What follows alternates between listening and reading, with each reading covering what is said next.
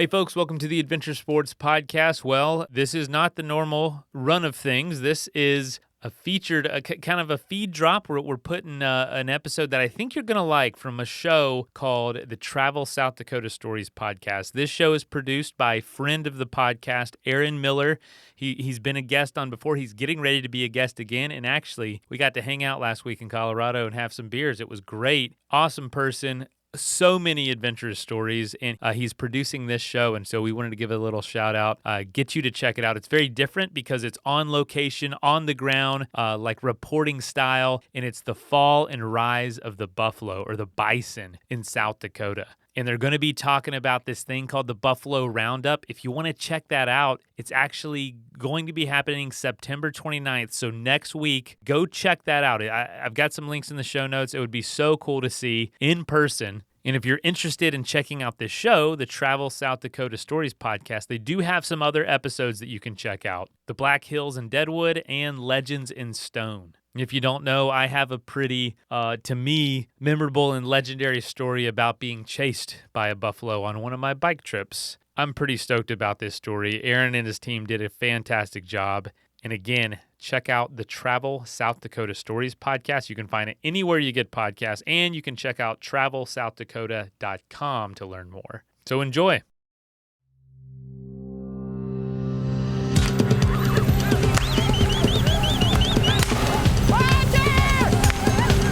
Through moving jaw, kind of coming up to the pitch. We got us 3 bulls that are aspiring, getting kind of wild with the bulls. In this episode, we're going to start with a bang, or more like the crack of a bullwhip. We're heading out onto the open plains of Custer State Park to take part in a tradition that is reminiscent of a scene from Dances with Wolves. Each fall, the ground rumbles and the dust flies as cowboys and cowgirls saddle up to bring in a thundering herd of over 1,000 buffalo. This is the Custer State Park Buffalo Roundup.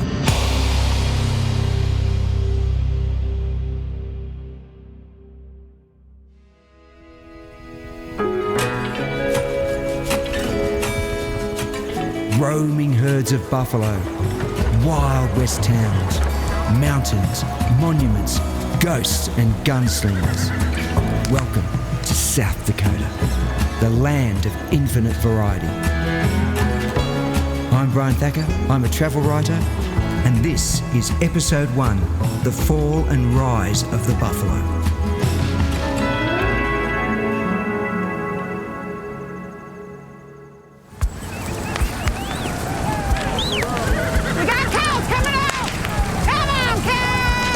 This is Molly Olivia, one of the riders, in the middle of it all. Watch those bulls! Let them come! Okay, well now we're starting right flanks. You gotta watch your sides. Watch them! Just let them go! Don't just get out of their way! Yep, that's crazy. But before we joined all that craziness at the Buffalo Roundup, we head into Custer State Park to find out more about the Roundup and the buffalo's role in American and Native American history. It was, you might say, the calm before the storm. Custer State Park is set in the beautiful Black Hills of western South Dakota. This 71,000-acre state park is filled with open grasslands, forests, and sharp serrated peaks. It looks exactly how it would have been 200 years ago, even 1,000 years ago. This is home to the mighty buffalo. You're experiencing what you see on TV in the old Western movies, the buffalo roaming across the prairie like that. This is Matt Snyder, the superintendent of Custer State Park. We're standing in front of the horse corrals, and as we talk, cowboys and cowgirls are tending to their horses next to us. It's that old West tradition that you don't see anywhere else in the world, basically. I think we're about the only place that does a roundup of this sort.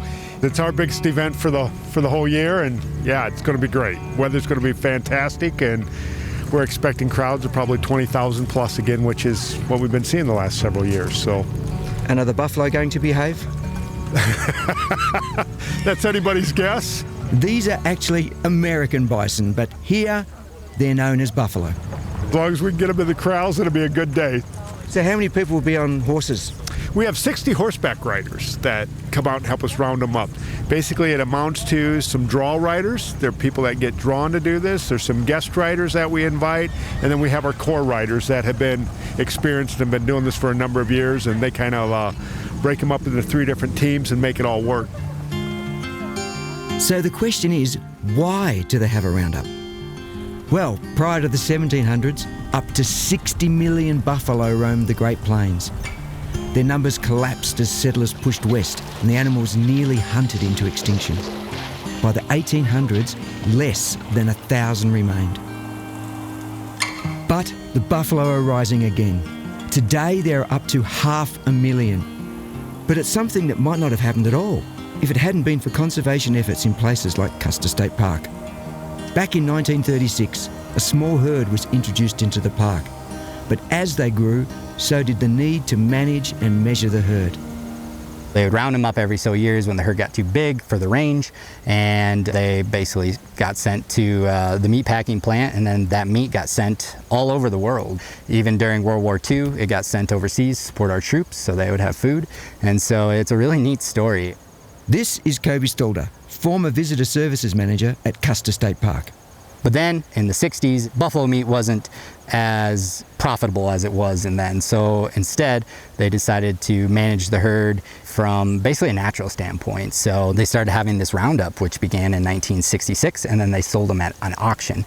Because at the very first auction, they found that buffalo sold for more alive than they did per pound. So once the auction took off and the Roundup took off, they did it yearly. So it's all about herd management and range management. It's kind of embodies what we're about in South Dakota, and it always transforms you back to the days of the Old West.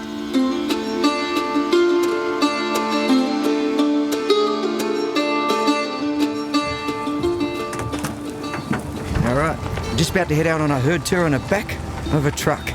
And taking us is Sterling. Hello, Sterling, nice to meet you. How you doing? Nice to meet you. So where are you taking us today? Today we're going to go out, see the buffalo herd, drive around, and let you guys check it out. Sounds fantastic. Let's get aboard. All right.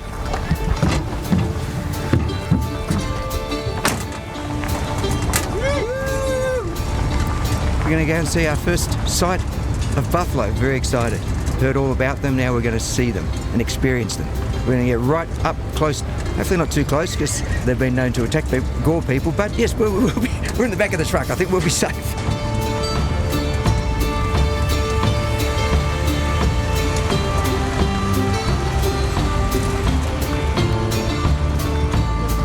Oh, here they are. Here's our first sighting of the buffalo. They're looking very peaceful and passive now, just sitting around. There's probably about 40 or 50 of them. They're going to get run off their feet tomorrow, so they need as much rest as they can, I suppose. They are just amazing, majestic-looking animals. They're their shoulders. Look at the strength on those things. They look almost like ancient too, don't they? They look like they've been around for millions of years. And we're heading out into the actual prairie, out into the plains.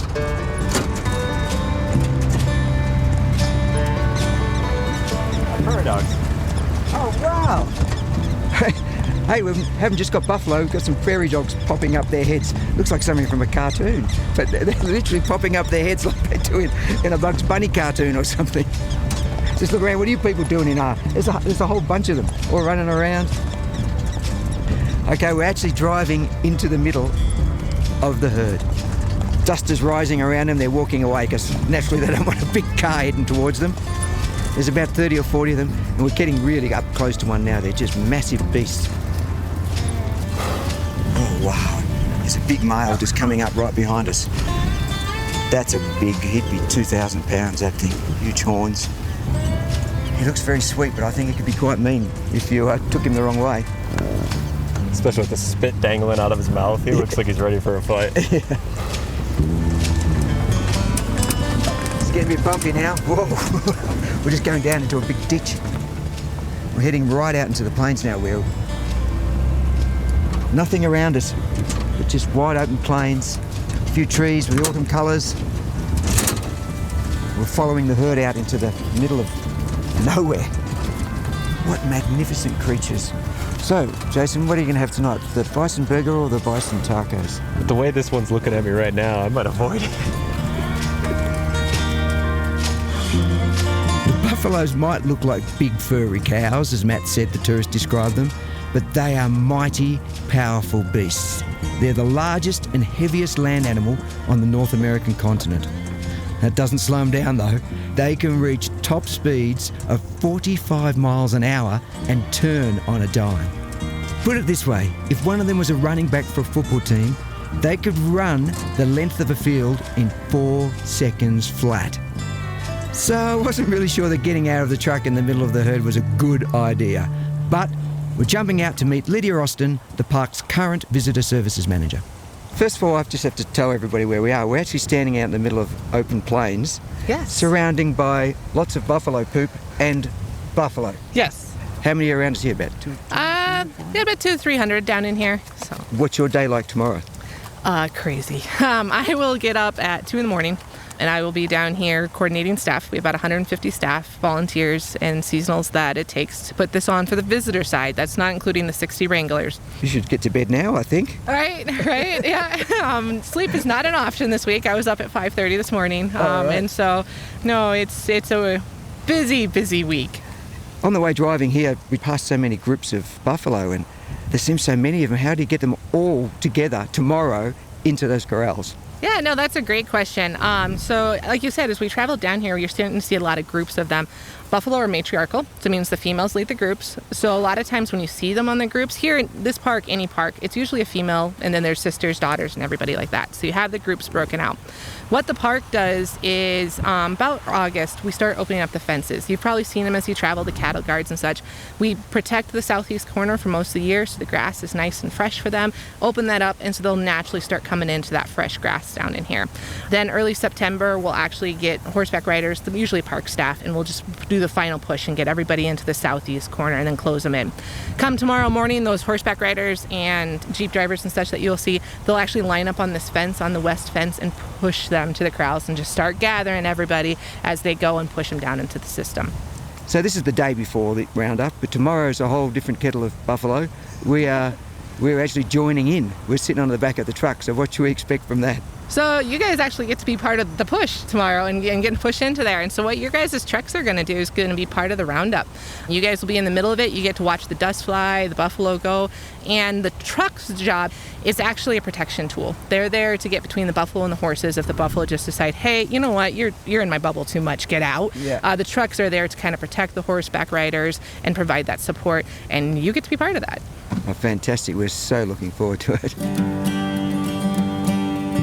After getting up close and personal with our first buffalo, we headed back to the corrals, where cowboys and cowgirls mingle between neat lines of horse trailers and campers. Well, I was born and raised on Lower Brule Reservation here in South Dakota, up right against the Missouri River. And that's where I grew up. And that's where I learned how to ride. I'm from an agricultural background. My whole family is in ag.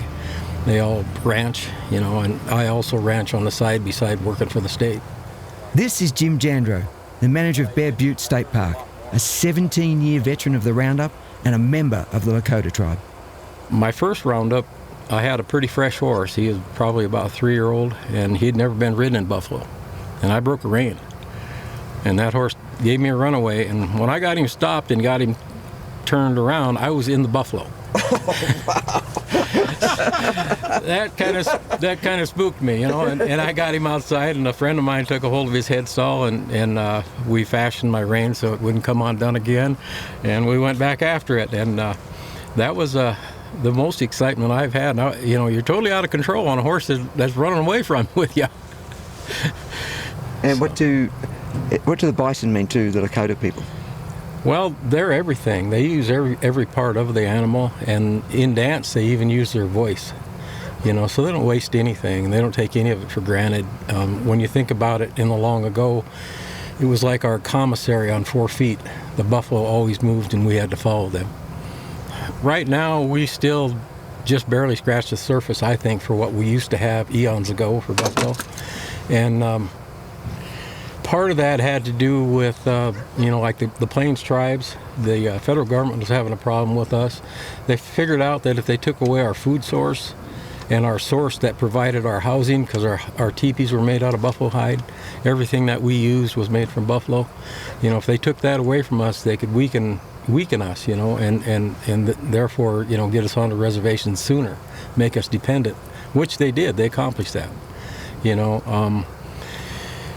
It's good to see that the buffalo are coming back, and there are a lot of people that do care about them. I mean, truly care. They don't. It's just not a passing fancy or a money-making scheme. They got a passion for them, you know. Yeah. Well, thank you so much. Absolute pleasure meeting you, Jim. Yeah. As we bade our farewells and wished the riders the best of luck, the sun was sitting on the horizon, just hanging on for that last grasp of sunlight. And as it finally dropped, as if right on cue, a chorus of coyotes began to howl. Even they know something big is about to happen.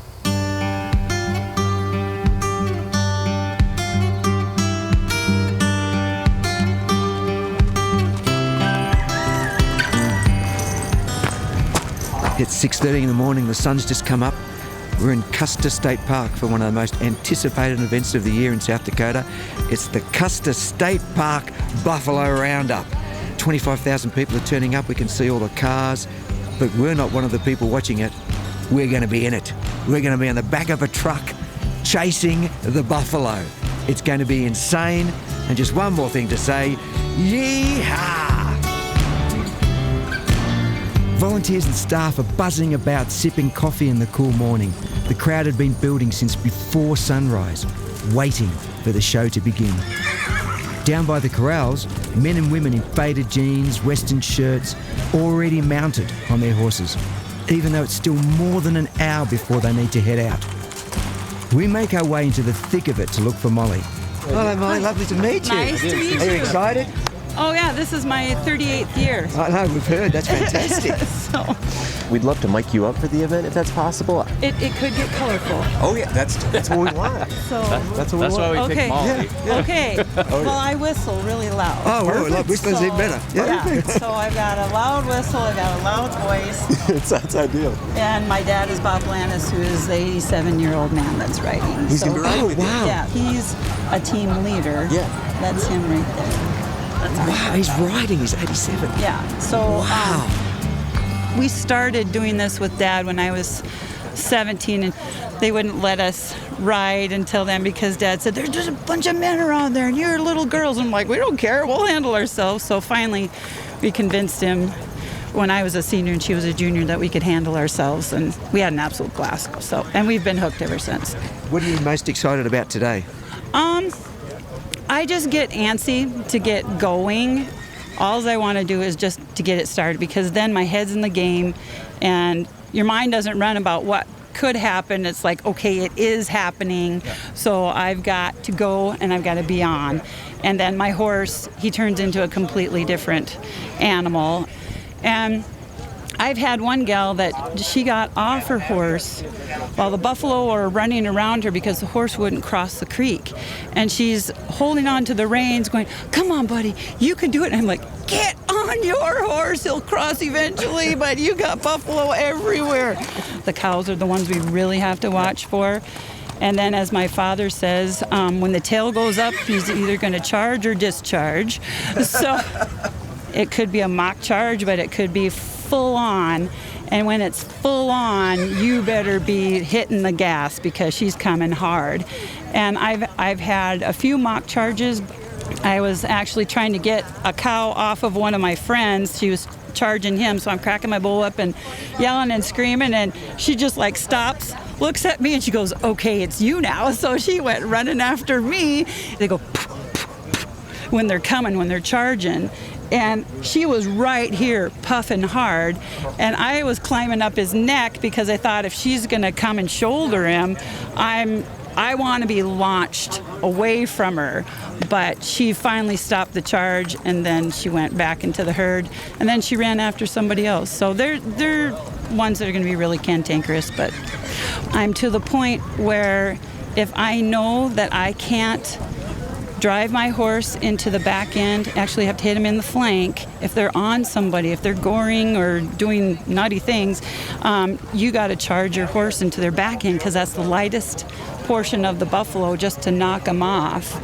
And when I lose my nerve to do that, I shouldn't be riding anymore. I need to hang up my spurs and do something else. Take pictures or something. So, okay, you want to record this because this is the meeting. Very honored to be asked by Mr. Lantis and Tab here to render a prayer for us this morning in my language, the language of the Great Sioux Nation. And so, you know, the commonalities we all share is our love for horses and the horse culture.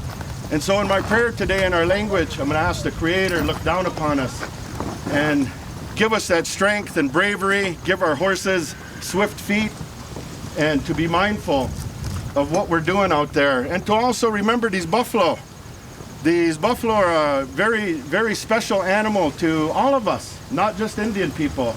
But a long time ago, they were very special to our Indian people, my ancestors. They provided us everything, everything. And so I'm going to share that song, and then I'm going to share a prayer.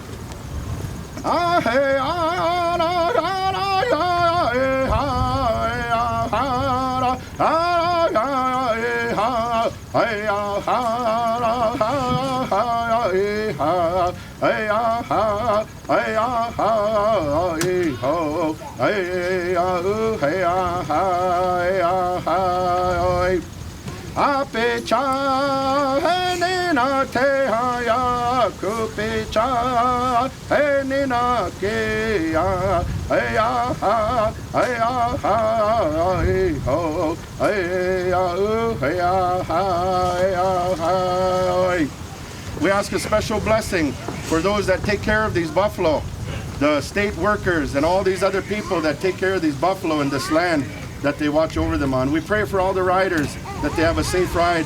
We pray for our horses. Oh, amen. Amen. Thank you, Dave. Do a little bit of housekeeping again and make sure everybody is checked in.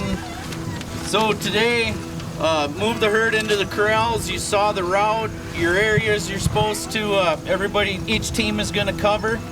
We wanna do that without injury to people, horses, or the buffalo. We're limited on radios, so just communicate, yell into each other, make sure everybody knows what the plan is. Stay with your team, be attentive to those directions. Again, watch out for those bulls so they don't come up behind you, or cows come up behind you. Yell at them, let them know. Don't be quiet about it. Yep. All right, if there's no other questions, meet where your teams were, have fun, and thank you very much. Jim, where's your red team will meet up right where we did yesterday.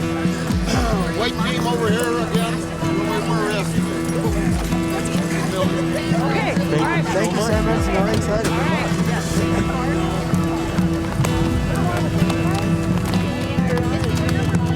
This is it. We're at 13.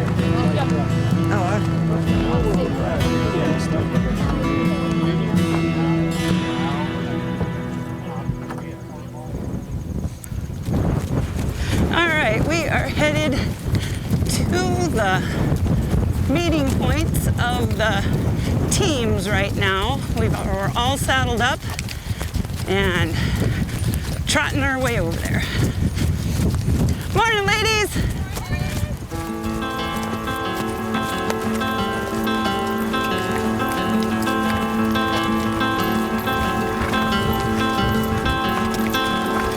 So the red team is heading up over the hill.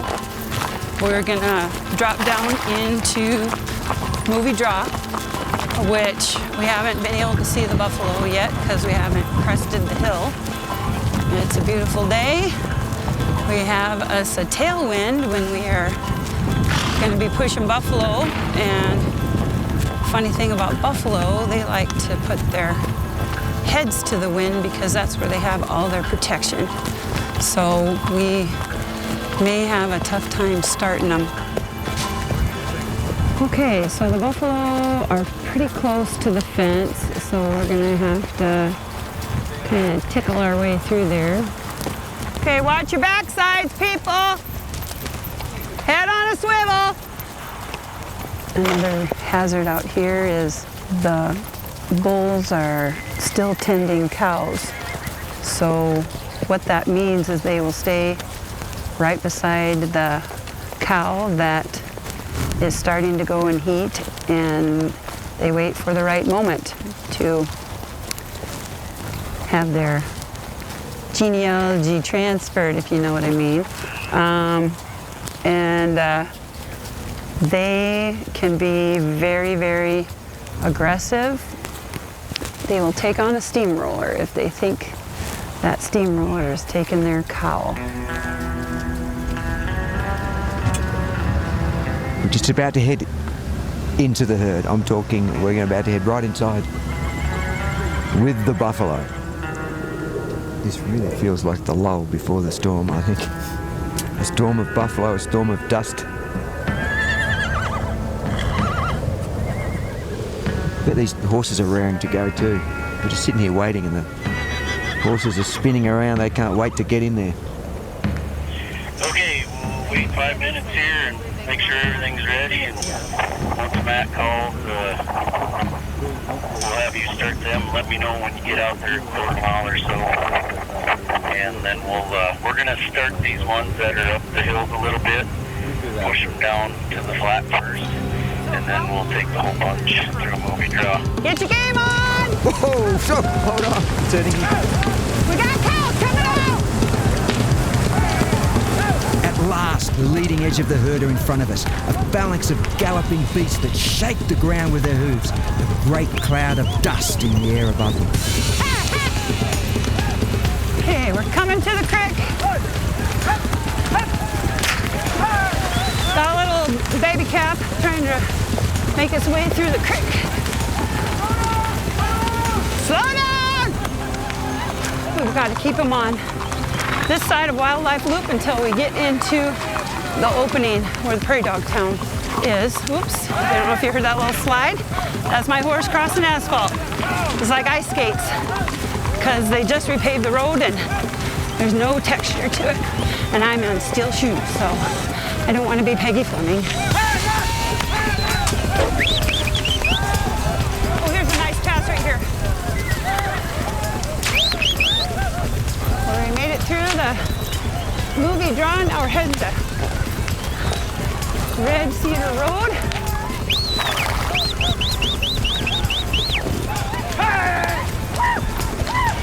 Where my dad is. Oh, there he is. Woo! Woo, nice jump, Buffy! She just cleared a 7-foot ditch in one foul swoop. Turning it into the... Whoa, hold on. Come on, come on, come on! It is literally a dust storm right now. Whoop, whoop, whoop!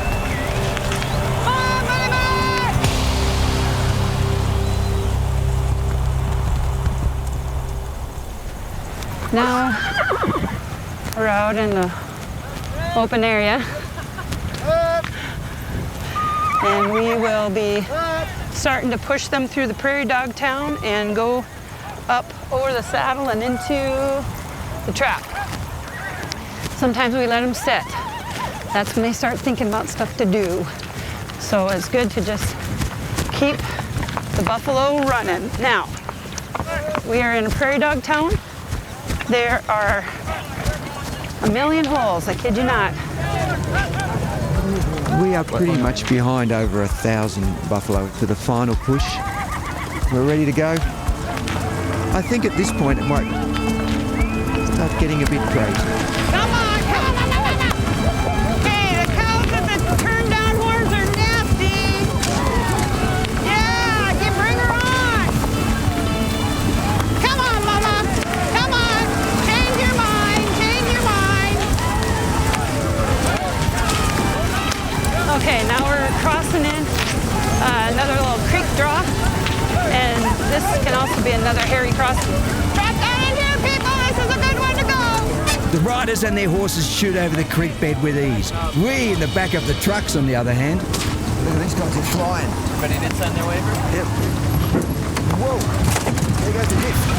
Whoa! Man, oh man! Yeah! Come on! That was crazy. We could feel the rumble. Dust plumes follow the herd. The animals are like dark phantoms ploughing through the fog. They run together, rolling, thundering down the valley.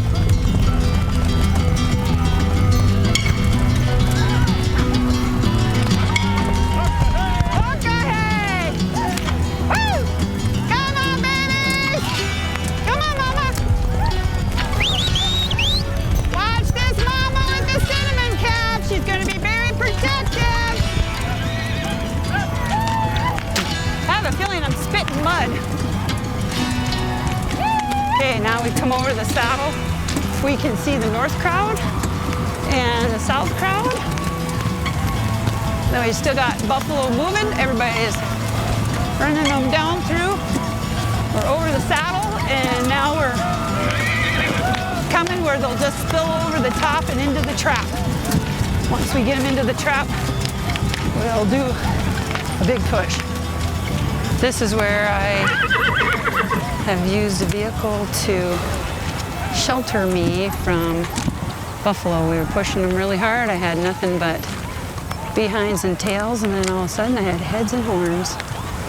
And they surrounded my pony, and if I would have tripped, we would have been an ink spot on the prairie. So there was a pickup, and I told her I was going to dive behind her, and that pickup rocked back and forth. The cows and bulls were hitting the hood and the side, and it was quite the time. That's Chad telling us to give him a little push, nice and easy. So we're coming in.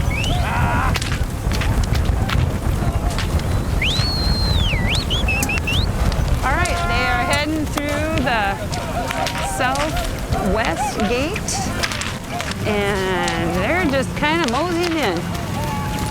There's always a chance they might try to push back.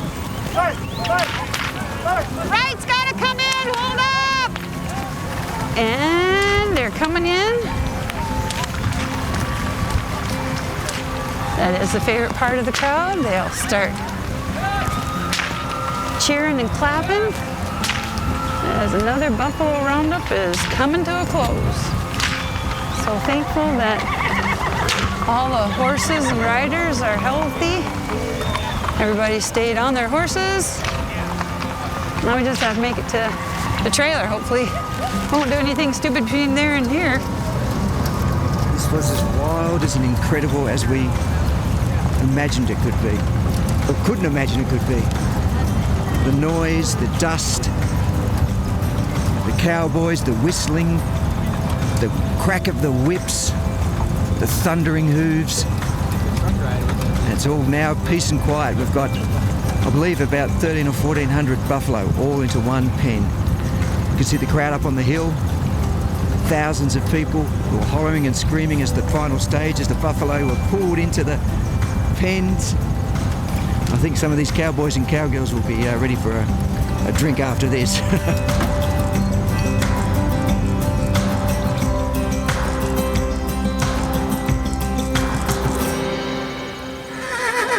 We head back to the corrals, covered in dust and high on the sheer exhilaration of being part of this spectacular, and I gotta say, sometimes scary experience of a lifetime. We were looking for Molly, but first we bumped into her dad. I think it went great. They were running hard. But the thing about it is you anticipate this roundup all year long. I mean, from now right on through. And a year later, an hour and a half, or a lot of times an hour, is gone. I mean, the whole thing's gone. The adrenaline's gone. The whole bit is gone. So it's just, you kind of wish it would go longer, so you had more fun. But as far as fun, yes, it's a very, very fun hour. We'll put it that way. Just to remind you, Bob is 87 years old. So what year was your first roundup? Would have been 68, I think. Well, this is 53 from now. And you'll be back next year, 88? you even need to ask that question? I mean, that borders on stupid. Damn right I'll be back. Good Lord willing, the creek don't rise. You know, at my age, all I can do is just keep humping at it and keep going.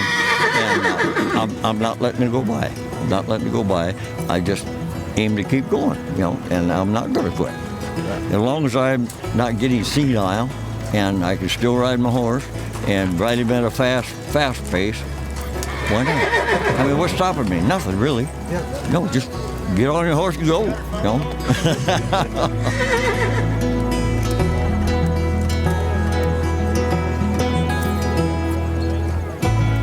How'd it go? It went really well, really well. The steel side of the horse is on the ground still and the fuzzy side's up, so we did really, really well. Had a few chases, a few runs, and we'll take this off. You don't have to worry about it anymore. And we just had a wonderful chat with your dad too. He's what a legend. What a legend. He is a legend. You know, growing up with him, I cannot describe a better childhood than growing up with that man, because in the morning we were turned outside. I built so many forts. I built bows and arrows, teepees. I hunted and did whatever I wanted. I played cowboy my whole life, and I am very appreciative of that. I wouldn't change anything.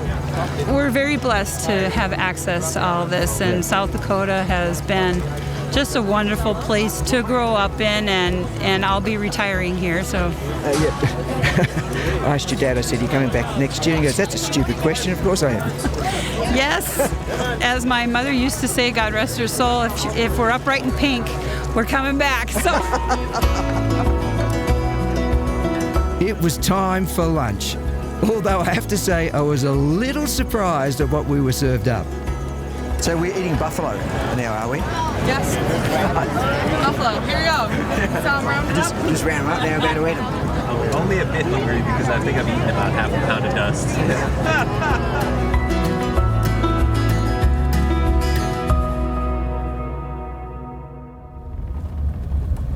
The roundup was now complete, but we had one more stop to make. Later that afternoon, we hiked up to the top of Stockade Lake, one of the many beautiful trails in Custer State Park. Only a couple of hours ago, we were surrounded by dust and 25,000 people watching the roundup. Now, we are in perfect silence.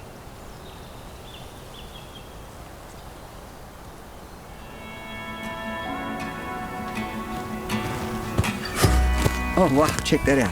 What a view. We're climbing up to the top. Just reached the summit, just get my breath back. And the end of our great bison adventure. We've come full circle and back to a view that hasn't changed in hundreds of years. This is why we came here, to the heartland of the American West, to experience an icon of any American West story, the American bison. Only a couple of centuries ago, 60 million buffalo roamed these plains. They were almost lost. But as long as cowgirls like Molly and cowboys like Bob and Jim get on their horses, crack their whips and fight for the protection of this vital piece of American history, the future looks bright. The Roundup harks back to a different time, but the adventurous spirit of South Dakotans that's been a way of life for centuries still lives on. And that spirit is infectious, and the buffalo will continue to rise.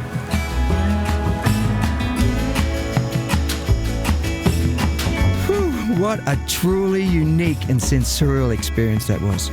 But that is South Dakota, full of surprises and great stories around every corner under the wide open skies.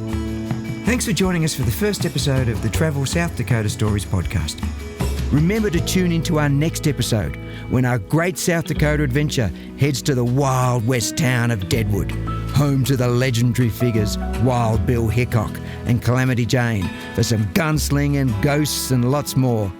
It's going to be, you could say, wild. So hit that subscribe button and follow us wherever you get your shows. You don't want to miss this.